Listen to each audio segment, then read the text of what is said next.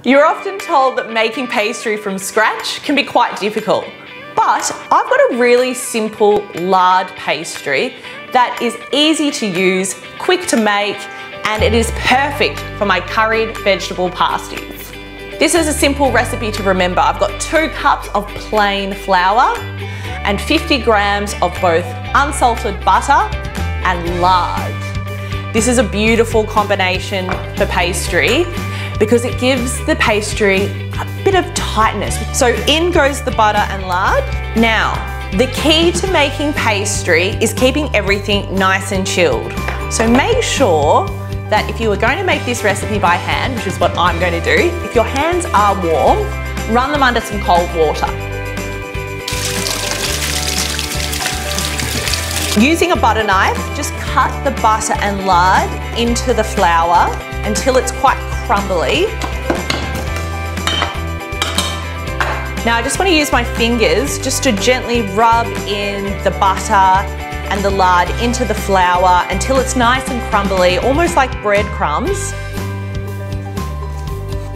You don't want to work it too much because you don't want to heat and melt that fat. I've got some chilled water here and I'm going to add in a few tablespoons at a time and then use my knife again just to cut through that pastry.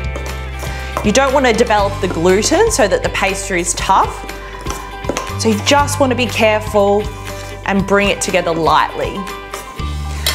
This is starting to look good. It's coming together. I'm going to place the dough onto my bench now and just bring that dough together. You can see that it's pressing together to form a smooth ball without having to knead it. And at this point, we're just going to press it together. It can be a little bit crumbly, and I'm going to pop that straight onto some cling wrap, press it down a little bit, roll it up.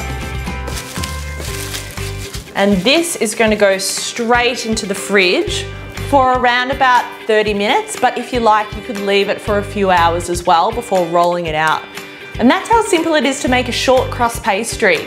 Once you know how to do something like this, all of a sudden you can make pies, quiches, tarts, all with one simple little technique. My short crust lard pastry has been chilling. It's nice and firm, ready to roll out to make our pasties. I'm going to chop off a little bit of this, probably about 1/4. Flour up my bench.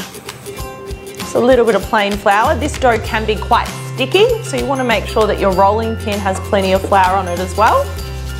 And then what you just want to do is just gently start rolling out your dough and form it into a loose circle. Doesn't have to be perfect. We don't want the dough too thin, because when we roll our pasties, we need them to be a little bit solid.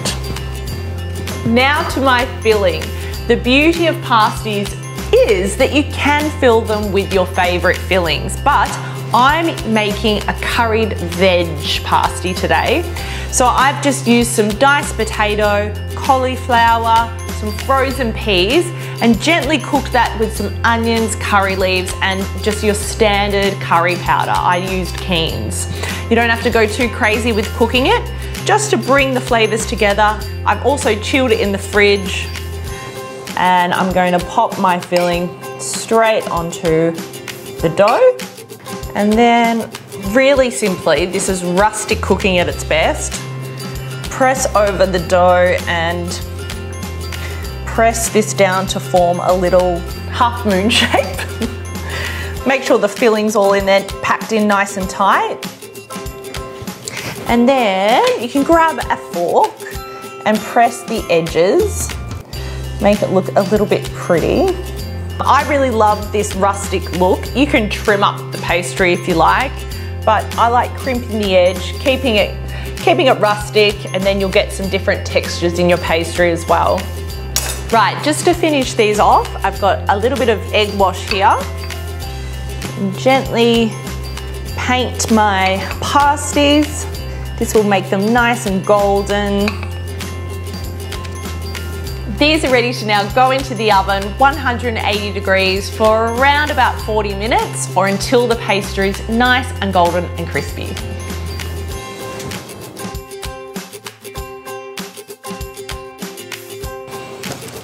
These smell and look delicious. I love these because you can put in your favorite filling. You know, I was thinking steak and cheese would be great. They're perfect for a lunchbox, and you can keep them in the fridge for a few days and easily reheat them. What more could you want?